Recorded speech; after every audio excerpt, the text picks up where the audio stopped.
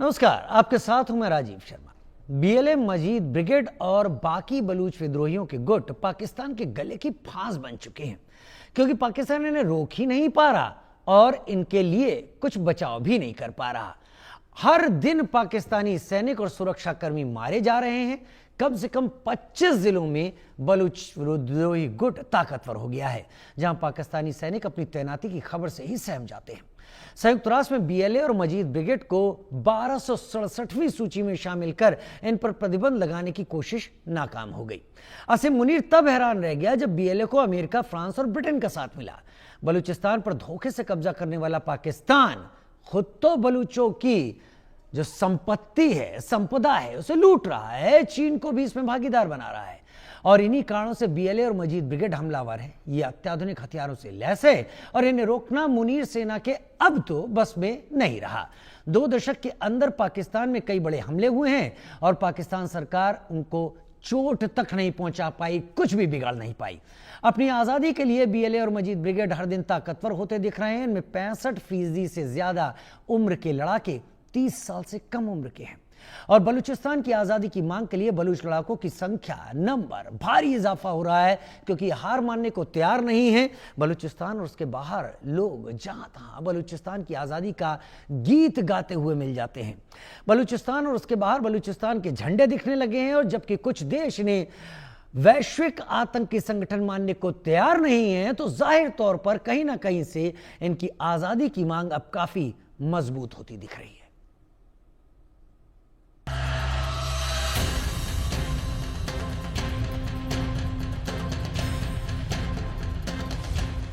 BLA और Trump साथ, पाक मलेगा हाथ। ब्रिटेन बीएलए संग, शहबाज का उड़ा रंग।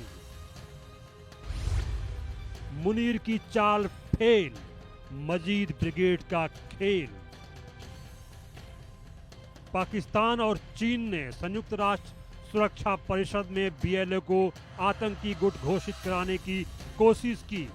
दोनों देशों ने बीएलए और उसकी सैन्य ब्रिगेड, मजीद ब्रिगेड को आतंकवादी संगठन घोषित करने के लिए संयुक्त प्रस्ताव भी पेश किया, लेकिन उसकी चाल तब नाकाम हो गई जब अमेरिका, ब्रिटेन और फ्रांस ने इस प्रस्ताव को रोक दिया।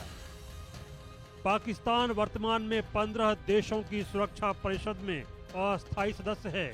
उसकी एक बड़ी ताकत चीन का सहयोग है। चीन इस शक्तिशाली निकाय का वीटो अधिकार प्राप्त करने वाला अस्थायी सदस्य है। बता दें कि पाकिस्तान के बलूचिस्तान प्रांत में सक्रिय बीएलए लंबे समय से पाक आर्मी और चीनी प्रोजेक्ट को निशाना बना रहा है। ऐसे में पाकिस्तान इस गुट पर शिकंजा कसने की कोशिश में लगातार लगा हुआ है। पाकिस्तान के सैन्य प्रमुख असीम मुनीर का कहना है कि अफगानिस्तान से पैदा हो रहा आतंकवाद पाकिस्तान की राष्ट्रीय सुरक्षा के लिए बड़ा खतरा है। उन्होंने कहा कि ISIL के अल-कायदा, तहरीके Taliban Pakistan, East Turkistan Islamic movement, BLA और उसकी मजीद ब्रिगेड अफगानिस्तान से अपनी गतिविधियां चला रहे हैं। लेकिन बीएलए और मजीद ब्रिगेड के संबंध में अमेरिका ने पाकिस्तान का तर्क मानने से इनकार कर दिया। बलूचिस्तान के लोगों ने खुद को मजबूत करने के लिए सन 2000 में अपनी सशस्त्र सेना तैयार की। इसके 6000 से ज्यादा हाईटेक हथियारों से लैस अपने लड़ाके हैं। इसे बलूचिस्तान लिबरेशन आर्मी यानी बीएलए कहते हैं। यह बलूचिस्तान का सबसे बड़ा आर्म्ड ग्रुप माना जाता है। पाकिस्तान सरकार ने 2006 से ही इस पर बैन लगा रखा है। बलूचिस्तान के लोग इस बात से खफा हैं कि उसके खनिजों का दोहन कर पाकिस्तान अपनी जेब भर रहा है और चीन भी मालामाल हो रहा है, जबकि इन संपदाओं पर जिन बलूचों का हक है वह लगातार गरीब होते जा रहे हैं। ऐसे में बलूचिस्तान की दुश्मनी पाकिस्तान और चीन दोनों के साथ है। अब आपको मजीद ब्रिगेड के बारे में बताते हैं। सन 2011 में स्थापित मजीद ब्रिगेड बीएलए का स्पेशल फोर्स डिवीजन माना जाता है। इसे स्पेशल टैक्टिकल ऑपरेशंस स्क्वाड कहा जाता है। यह आत्मघाती हमलों सहित आत्म बलिदान गतिविधियों में माहिर है। अब्दुल मजीद बलूच के सम्मान में इस ब्रिगेड का गठन हुआ था। कहते हैं अब्दुल मजीद बलूच ने सन 1974 में जुल्फिकार अली भुट्टो की हत्या की कोशिश की। पाकिस्तान में बड़े हमलों में मजीद ब्रिगेड शामिल रहा है। केच जिले में आप देख सकते हैं कैसे पाकिस्तानी सेना के अत्याचार के कारण बलूच इधर उधर पलायन करने को मजबूर दिख रहे हैं। आखिर बलूचों के आजादी की कहानी क्या है, इनकी मांग क्या है, तो इसके बारे में जानिए कि ब्रिटिश शासन के दौरान कई भारतीय उपमहाद्वीप में कुछ ऐसी रियासतें थी जहां ब्रिटिश साम्राज्य का सीधा शासन नहीं था। आजादी के समय इन रियासतों को 3 विकल्प दिए गए थे: भारत के साथ विलय, पाकिस्तान के साथ विलय या फिर स्वतंत्र राष्ट्र के रूप में पहचान। इन्हीं रियासतों में से बलूचिस्तान भी एक था, जिसमें कलात, खरान, लौस बुरा और मकरान की रियासतें शामिल थीं। बलूचिस्तान ने इस दौरान आजाद रहने की इच्छा जाहिर की थी। इसके बाद साल 1947 में मुस्लिम लीग और कलात के बीच एक घोषणा पत्र पर हस्ताक्षर किया गया। इसमें माना गया था कि कलात की अपनी एक अलग पहचान होगी। मुस्लिम लीग ने कलात की आज़ादी का सम्मान करने की बात कही थी। तब बलूचिस्तान की आज़ादी का ऐलान भी हो चुका था। हालांकि साल 1948 में पाकिस्तानी सेना ने अभियान चलाकर कलात समेत पूरे बलूचिस्तान पर कब्जा कर लिया।